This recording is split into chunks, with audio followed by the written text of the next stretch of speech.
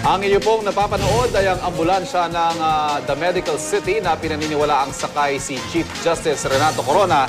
Ngayon lamang po ikinumpirma ng anak ni Corona na si Francis na nakaalis na nga ang punong mahistrado sa ospital at papunta na sa Senado. 4 na minuto makalipas ang 1:00 ng hapon, on call tayo ngayon para antabayanan ang muling pagharap sa impeachment court ni Chief Justice Renato Corona. Tutok lang po mga kapuso, muling isinusulat ang kasaysayan ngayong araw na ito. Magandang hapon sa iyo, partner. Magandang hapon sa iyo din, Ivan. At sa ngayon ay meron na nga hong lumabas sa ambulansya mula doon sa The Medical City na pinaniniwalaan nga pong sakay si Chief Justice Renato Corona. At yan na ikinumpirma na kanina ni Francis, around 12:30 yung sinabi sa kanila. At patungo na, at nakita din natin kanina yung live footage naman doon sa Senado, nakaantabay na rin yung mga gwardiya doon, yung mga mag-a-assist, may wheelchair na rin nakaabang. At ngayong araw nga po ay babalik sa witness stand si Chief Justice Corona. Inaasahang magpapaliwanag siya tungkol dun sa nangyari nung nakaraang pagharap niya nung araw ng Martes. At ngayon din daw po magaganap ang direct, ang cross, at ngayon din ang clarificatory questioning mula sa mga senador. Okay, pero hindi naman daw ina-expect na ng mga senador na magbigay pa ito ng pagsusori dun sa nangyari.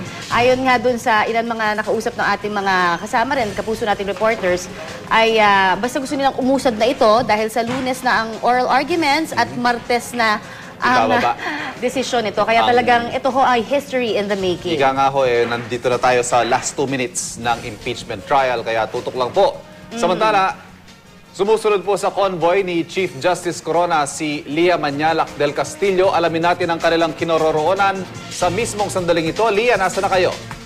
Ivan, actually, hindi tayo nakasunod dun sa convoy. Dalawa kasi yung information na natanggap natin. Isa ay yung baka raw isakay sa isang government vehicle na kulay itim nga, nasa sakyan ng Supreme Court. At yung isa naman ay yung sinabi ng mga doktor ng The Medical City na isa si Chief Justice Corona sa isang ambulansya. Parehong umalis yung dalawang sasakyan na yan. Nauna lamang yung kulay itim na government vehicle. Kaya hindi talaga malinaw, Ivan at Connie, kung si Chief Justice ba ay nakasakay dun sa nakita natin ito na sasakyan o kung nakasakay ba siya dun sa nakita rin natin na umalis na blue na ambulansya. Pero kinonfirm na ni Francis sa atin sa isang text message na naalis na ang kanilang pamilya at patungo na sila sa Senado.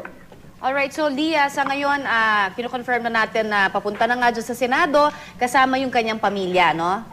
Yes, kasama itong si Francis, si Carla at yung kanyang may bahay na si Mrs. Cristina Corona. Kasama rin si Court Administrator Medes Marquez ng Chief Justice na pupunta sa Senado. Lia, kayo mismo papunta na ng Senado sa mga oras ito. Nasaan na kayo ngayon? Kumusta ang traffic? Kung saan kayo dumadaan?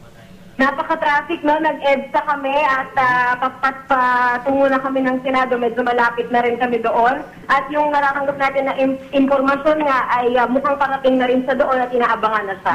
So, maaga-aga pa, Lia, no? Kung makakarating siya doon sa Senado, didiretso siya kaagad doon sa holding area. Saka kung nagwawangwang yung ambulansya, baka mas mapapabilis ang biyahe nila. Alright, maraming salamat sa iyo, Lia Manyalak del Castillo, para sa update na yan.